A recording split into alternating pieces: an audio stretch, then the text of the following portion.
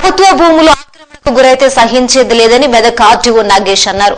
రామాయంపేట పరిధిలోని నిజాంపేట తహసీల్దార్ కార్యాలయాన్ని ఆర్డీఓ నాగేష్ పరిశీలించారు.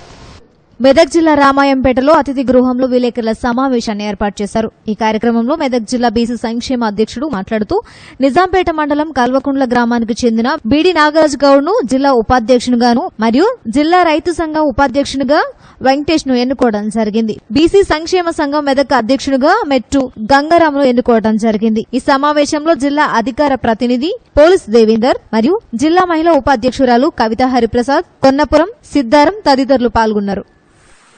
మనకు శిఖం భూములలో మనకు చెప్పగలం శిఖం భూములలో పట్టాలు ఉన్నట్టయితే పట్టాలు ఏముంటదంటే శిఖం భూములలో ఎక్సల్ అంటారు. అంటే నీళ్లు వచ్చినప్పుడు కొలికిపోతారు. నీళ్లు పోయిన తర్వాత తుమ్మిది కానీ ఎండకాలం పోయినా కానీ ముందుకుంటాం. అదే పరిస్థితి.